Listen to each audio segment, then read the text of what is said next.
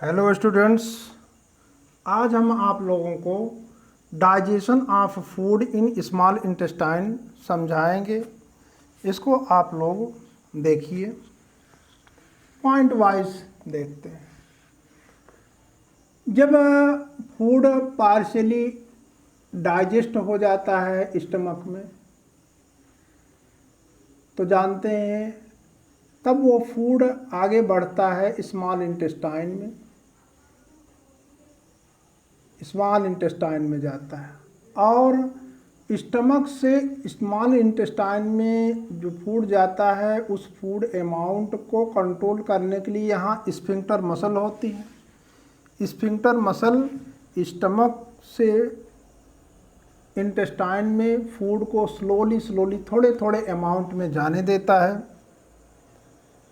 और small intestine के बारे में अगर देखा जाए तो स्मॉल इंटेस्टाइन एलिमेंट्री कैनाल का सबसे लॉन्गेस्ट पार्ट है। आपके बुक में लार्जेस्ट पार्ट लिखा गया है, कोई बात नहीं है, चाहे लार्जेस्ट कहिए लॉन्गेस्ट कहिए। स्मॉल इंटेस्टाइन इज लार्जेस्ट और लॉन्गेस्ट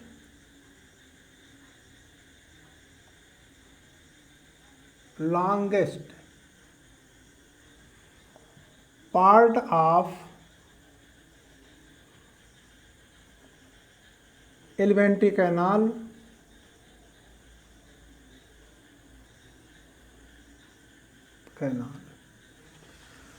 अभी स्मॉल इंटेस्टाइन लार्जेस्ट होता है, कोई बात नहीं है, लेकिन स्मॉल इंटेस्टाइन की जो लेंथ होती है वो एनिमल के फूड हैबिट पर डिपेंड करती है।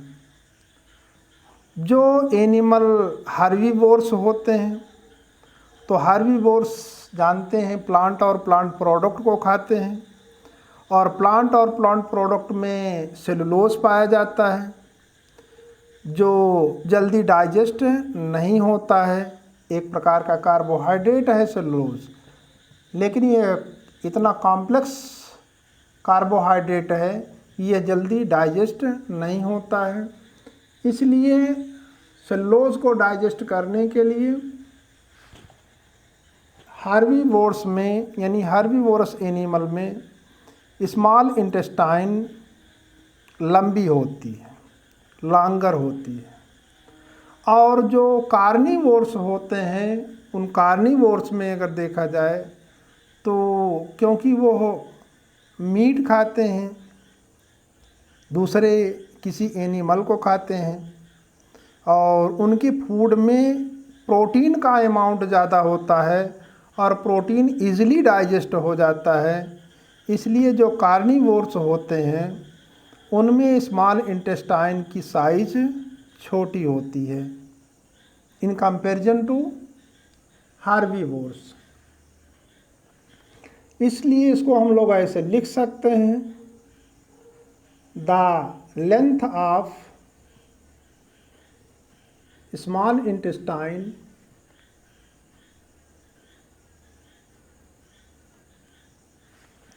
Depends on the food habit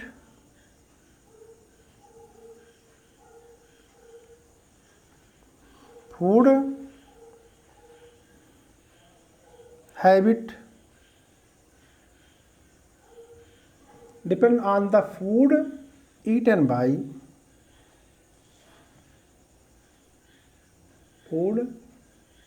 by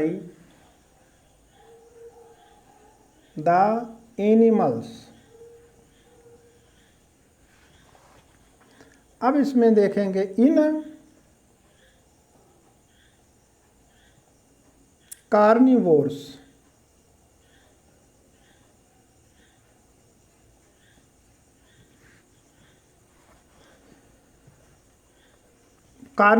में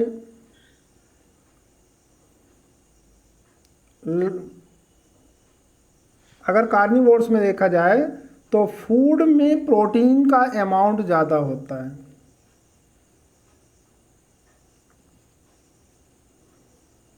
contain proteins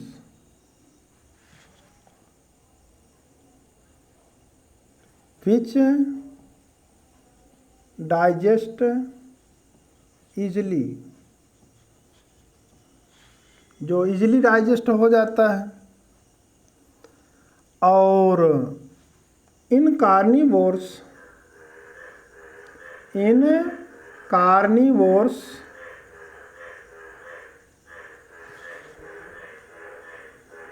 food contain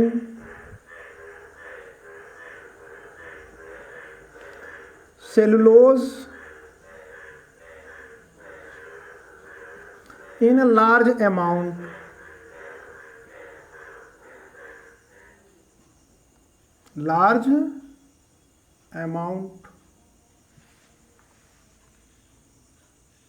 cellulose बता दिए, सेलुलोज एक प्रकार का कॉम्प्लेक्स कार्बोहाइड्रेट है।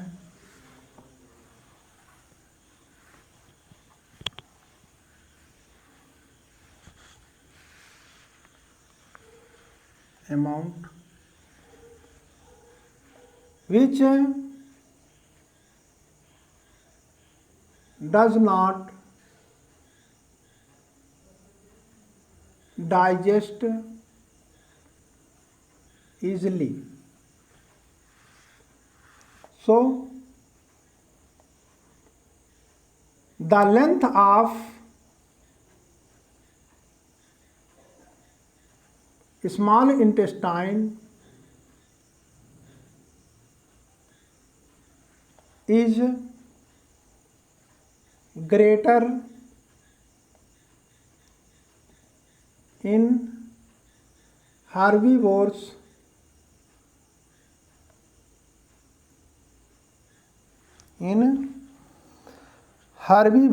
than in carnivores. In herbivores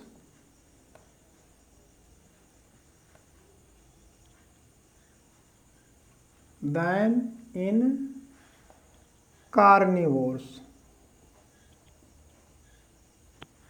यह तो इंटेस्टाइन की, स्मॉल इंटेस्टाइन की साइज के बारे में हमने बताया। अब आप देखेंगे इसमें क्या होता है। इनकम्प्लीटली डाइजेस्टेड फूड, यहाँ स्टमक में कंप्लीट डाइजेशन नहीं होता है।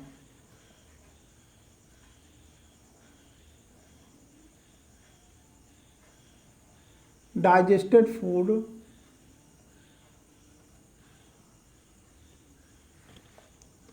goes into the small intestine.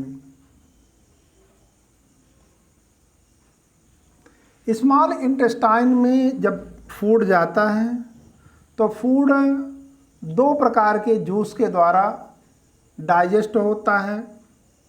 Number 1 होता है डाइजेशन बाय पैंक्रियाटिक जूस और नंबर 2 होता है digestion bye secretion of intestinal gland या इंटेस्टाइनल जूस के द्वारा कह सकते हैं। इन small intestine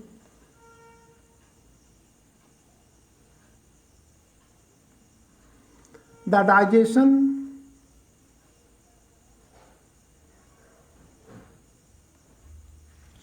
takes place by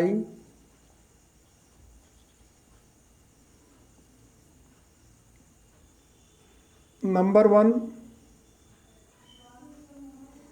pancreatic juice, इसमें पैंक्रियाटिक जूस के द्वारा सिक्रीट होता है।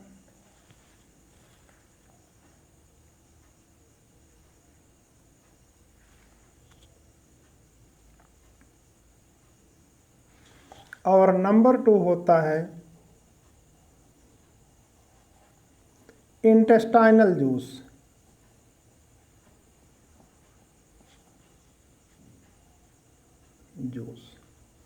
सबसे पहले पैंक्रियाटिक जूस के द्वारा डाइजेशन होगा फिर इंटेस्टाइनल जूस के द्वारा डाइजेशन होता है।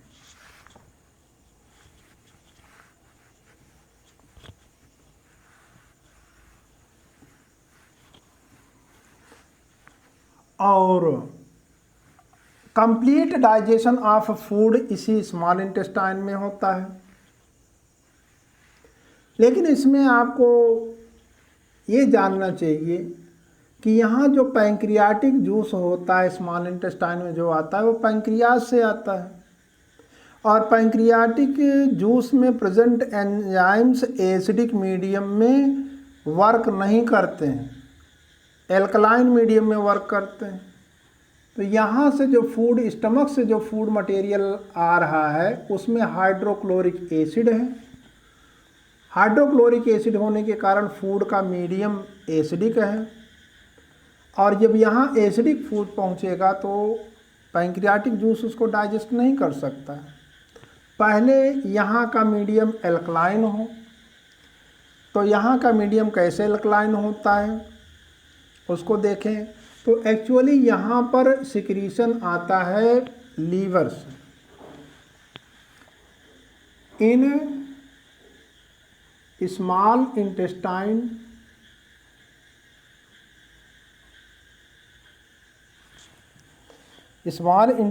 में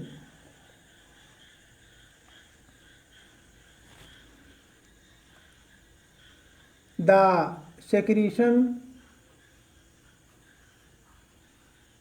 secretions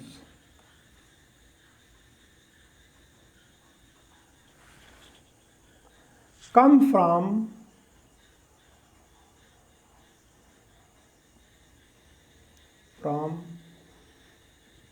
liver and pancreas।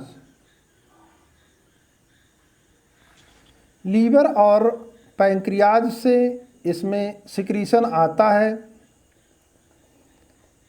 तो लीवर जो होता है हमारे बॉडी का लार्जेस्ट ग्लैंड माना जाता है। जो लीवर सिक्रीट करता है वो होता है, उसको कहते हैं बाइल जूस। लीवर सेक्रीट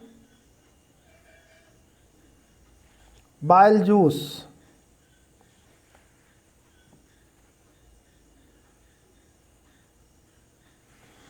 और बाइल जूस में आप जानते हैं कोई भी डाइजेस्टिव एंजाइम नहीं पाया जाता है। Bile juice do not have या डज नॉट हैव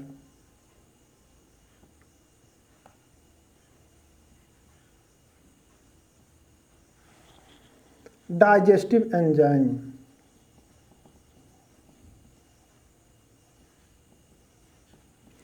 अगर बाइल जूस में डाइजेस्टिव एंजाइम नहीं पाया जाता तो क्या पाया जाता है? तो आप कहिए कि इसमें बाइल साल्ट पाए जाते हैं। बाइल साल्ट प्रेजेंट होने के कारण ये जब स्मॉल इंटेस्टाइन में पहुंचता है, ये बाइल जूस जब स्मॉल इंटेस्टाइन में पहुंचता है तो यहाँ का मीडियम एल्कलाइन बना देता है और फूड में प्रेजेंट फैट का इमल्सिफिकेशन करता है। तो हम लोग पहले तो फंक्शन पढ़ लेते हैं यहाँ पर बाइल जूस का फंक्शन। लेकिन आप जान लीजिए जो लीवर है, लीवर का से जो सिक्रीशन होता है वो लीवर से सिक्रीशन, अगर हम लोग देखें तो लीवर से जो सिक्रीशन होता है वो सिक्रीशन डायरेक्ट नहीं होता, यहाँ से बाइल जूस सिक्रीट होता है और एक आर्गन, पाउच लाइक आर्गन में स्टोर होता है। इस पाउच लाइक आर्गन को गॉल ब्लैडर कहते हैं। पहले यहाँ पर यानी बाइल जूस का फॉर्मेशन एंड सिक्रीशन लीवर से होता है और गॉल ब्लैडर उस बाइल जूस को स्टोर करता है और जब फूड मटेरियल यहाँ आना होता है तब वह बाइल जूस यहाँ पर स्मॉल इंटेस्टाइन में आता है और इसी के साथ जुड़ा रहता है आपका पैंक्रियाज। पैंक्रियाज इसी से जुड़ा रहता है। ये पैंक्रियाज है, ये लीवर है, ये गॉल ब्लैडर है।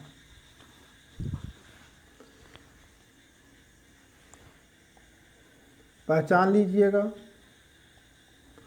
Liver secrete bile juice. Bile juice में कोई डाइजेस्टिव एंजाइम नहीं होता है, ठीक है। अब बाइल जूस का फंक्शन हम लोग पढ़ते हैं।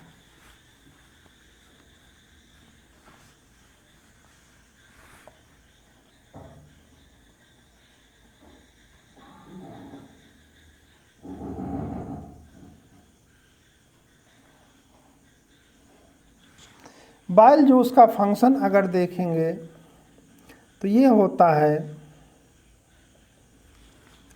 Number 1, it make the medium of small intestine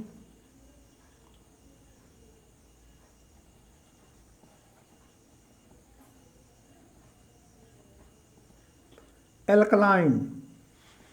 It make the, ऐसे लिख सकते हैं, it make the alkaline medium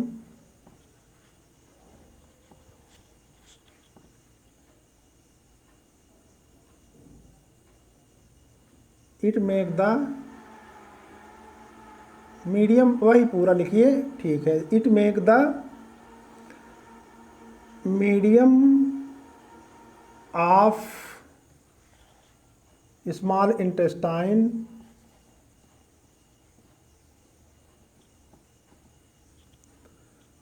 alkaline which facilitate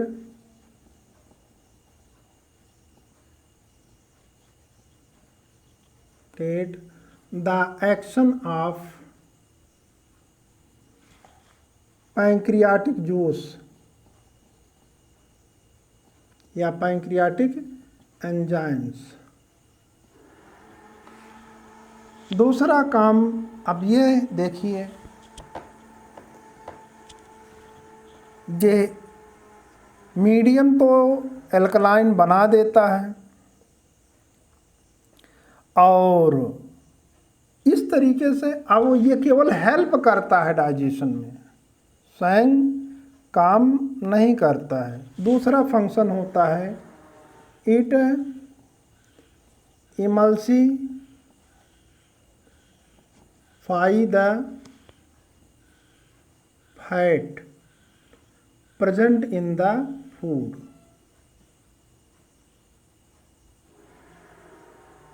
in the food, food में जो फैट प्रेजेंट है उसका इमल्सिफिकेशन करता है, इमल्सिफाई करता है। अब ये इमल्सिफिकेशन कैसे कर लेता है, क्योंकि इसमें बाइल साल्ट प्रेजेंट होता है, ठीक है। बाइल साल्ट के कारण ही ये इमल्सिफिकेशन कर पाता है। Due to presence of bile salts in it. दो काम मेन है। अब इमल्सिफिकेशन हम लोग समझ लें, इमल्सिफिकेशन क्या होता है।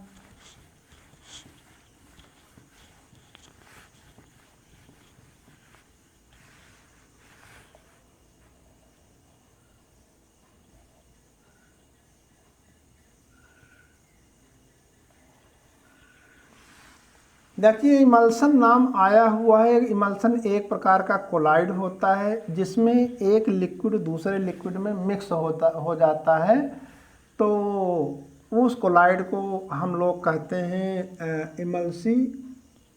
इमल्सन कहते हैं। और ये जो बाइल साल्ट होता है वो आप जानते हैं फैट वाटर में सॉल्युबल नहीं होते। फैट माने ऑयल भी एक प्रकार का फैट है। अब आप लोग देख सकते हैं ऑयल कभी वाटर में सॉल्युबल नहीं होता है। तो यहाँ पर फूड में जो फैट के बड़े बड़े ड्रॉप्स होते हैं, बाइल जूस में प्रेजेंट बाइल साल्ट इनको छोटे छोटे ड्रॉपलेट्स में ब्रेक कर देता है। बड़े फैट ड्रॉप्स का छोटे ड्रॉपलेट्स में ब्रेक होना ही इमल्सिफिकेशन कहा जाता है। The breaking down of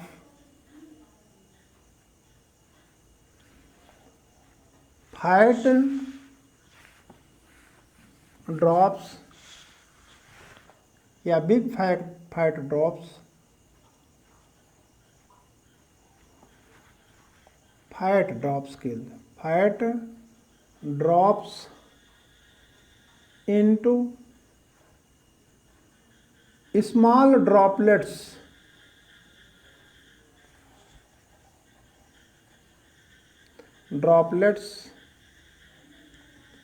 by the action of bile salt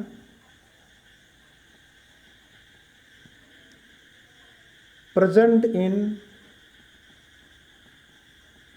bile juice is called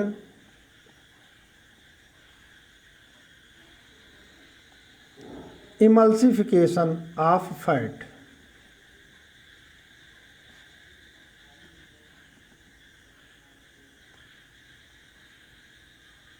ये एकदम सोप की तरह काम करता है, इमल्सिफिकेशन ऑफ फैट्स। अब importance of emulsification of fat, emulsification of fat का इम्पोर्टेंस क्या है? क्योंकि बड़े fat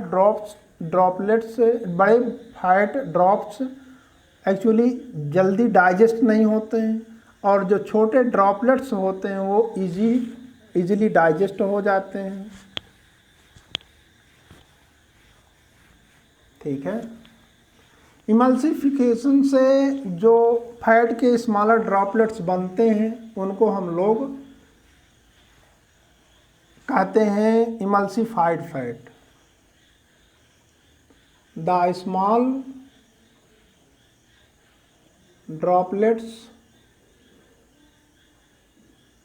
of fat produced by emulsification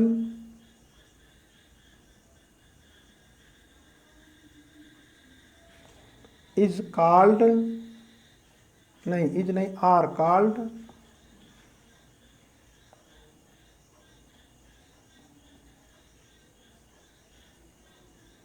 emulsified fat।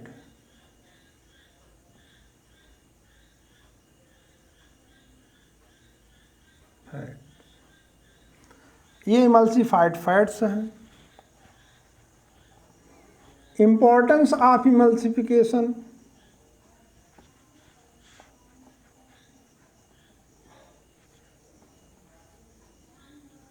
Importance of emulsification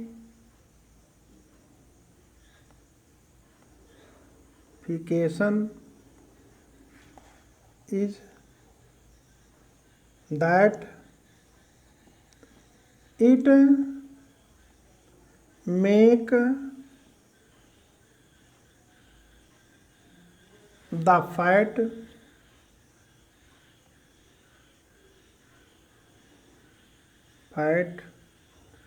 easy to digest। ये डाइजेस्ट होने में बहुत आसानी हो जाती है। इमल्सिफाइड फैट आसानी से डाइजेस्ट हो जाता है। मेन इम्पॉर्टेंस यही है इमल्सिफिकेशन। इससे फैट आसानी से डाइजेस्ट हो जाते हैं। अब इसके बाद इमल्सिफिकेशन में यहाँ पर आपने इमल्सिफिकेशन जान लिया, बाइल जूस का फंक्शन आपने जान लिया। बाइल जूस के फंक्शन के बाद अब pancreatic juice, pancreas secrete pancreatic juice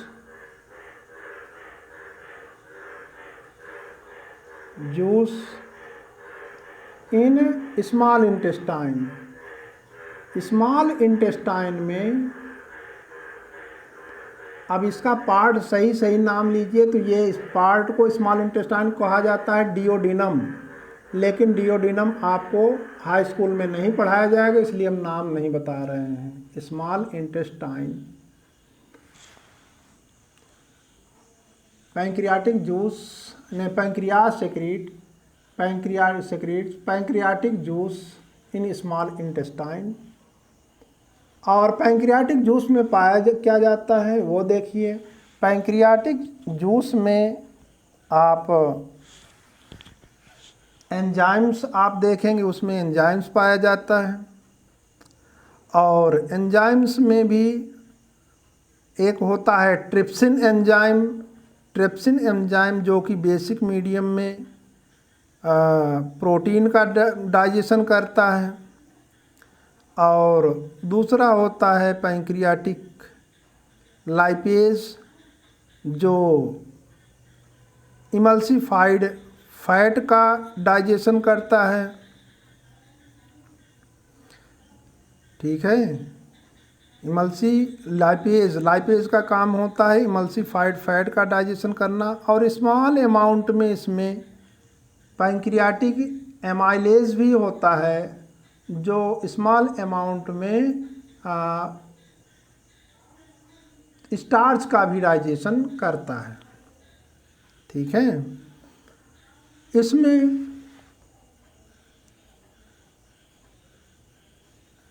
pancreatic juice contain, इसमें एंजाइम्स पेप्सिन, एंजाइम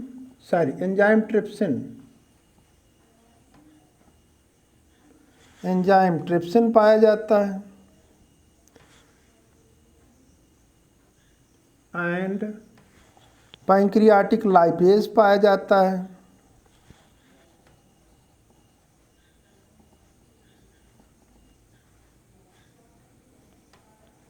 लिपेज आप लोग बोलते हैं, लेकिन बोलना चाहिए लाइपेज। अब इसमें एंजाइम ट्रिप्सिन का काम क्या है? एंजाइम ट्रिप्सिन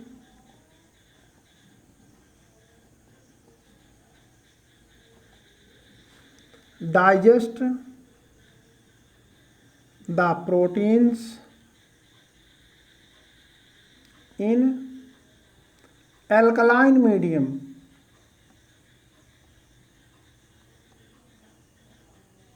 ये जानते रहिए, एल्कलाइन मीडियम में ये प्रोटीन का डाइजेशन करता है, इन एल्कलाइन मीडियम। और जो लाइपेज होता है digest the emulsified fat,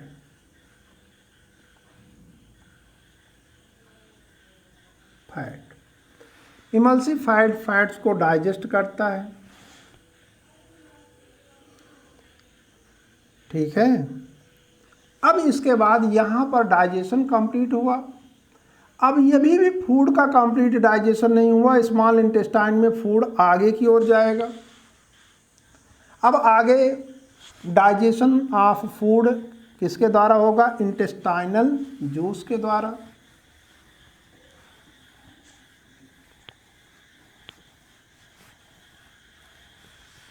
in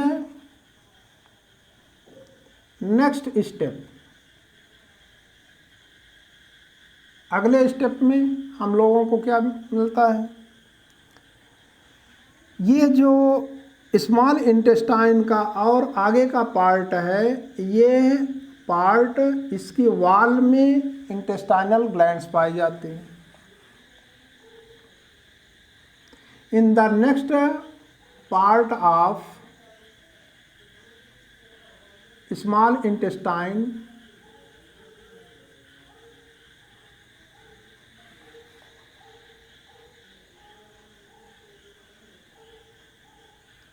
the wall of small intestine contain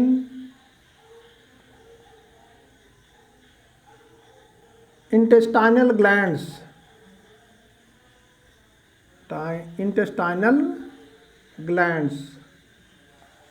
which secrete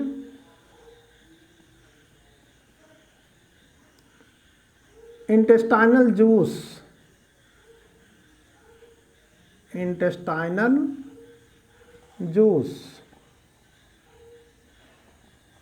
यहाँ पर उसके आगे के पोर्शन में अगर देखेंगे तो यहाँ की वॉल में इंटेस्टाइनल ग्लैंड पाई जाती है। इंटेस्टाइनल ग्लैंड इंटेस्टाइनल जूस को सिक्रीट करती है और इस इंटेस्टाइनल जूस में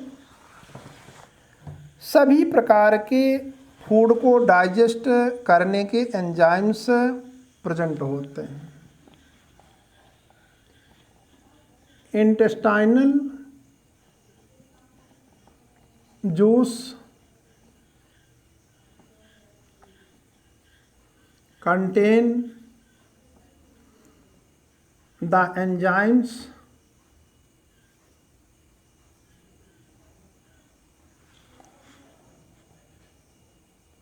to complete the digestion of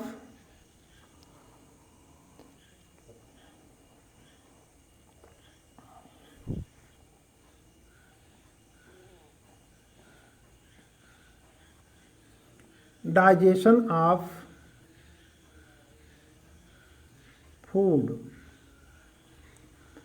proteins, fats,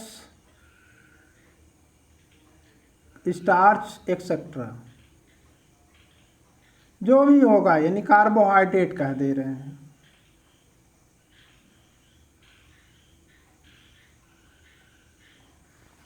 etcetera, सबको डाइजेस्ट करने के लिए एंजाइम इसमें प्रेजेंट होता है। और फाइनली अगर देखा जाए तो जब प्रोटीन डाइजेस्ट होता है तो प्रोटीन डाइजेस्ट होकर क्या बनता है? फैट डाइजेस्ट होकर के क्या बनता है? और कार्बोहाइड्रेट या स्टार्च डाइजेस्ट होकर के क्या बनता है? इसको देखिए,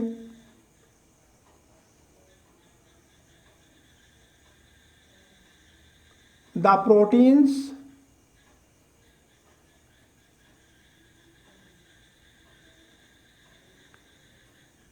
digest and converted into amino acids,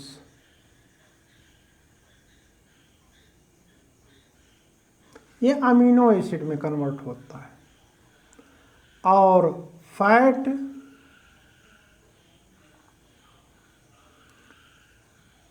digest and converted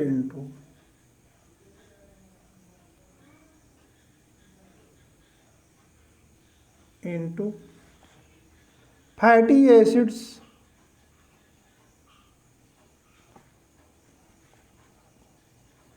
fatty acids and glycerol, glycerol में बन जाता है। और complex carbohydrate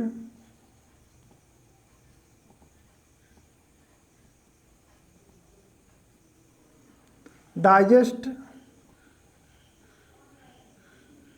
and converted into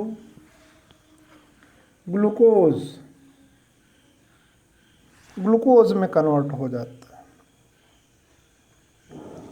यानी इंड प्रोडक्ट ऑफ डाइजेशन अगर माना जाए तो end product of digestion of protein amino acids होता है, end product of digestion of fatty acid and glycerol होता है, और end product of digestion of carbohydrate glucose होता है।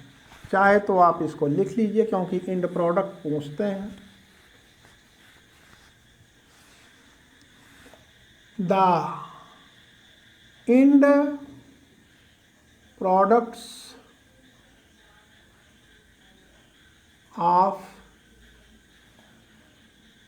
प्रोटीन्स आर अमीनो एसिड्स और the end products of digestion, यहाँ पर करना end products of digestion of protein, लेकिन हम शॉर्ट में कर रहे हैं। The end products of fats are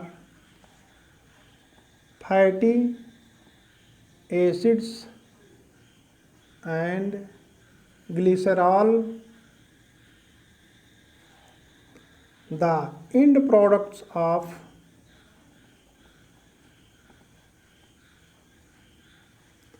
complex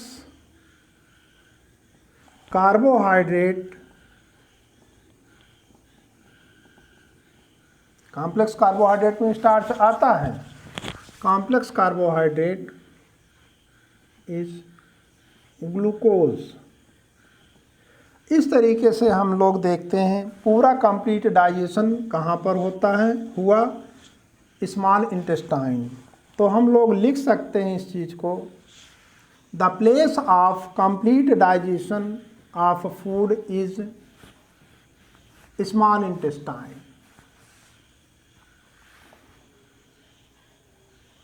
the place of complete digestion of food is small intestine. अब यहाँ स्मॉल इंटेस्टाइन में प्रोटीन, फैट, कार्बोहाइड्रेट सबका डाइजेशन कंप्लीट हो गया है। अब यहाँ डाइजेशन जब कंप्लीट हो गया तो अब बारी आती है एब्जॉर्प्शन की। अब आगे नेक्स्ट सेशन में आपको एब्जॉर्प्शन ऑफ डाइजेस्टेड फूड बताएंगे, फिर एसिमिलेशन और इजेशन के बारे में भी बताएंगे। आज के लिए बस इतना ही।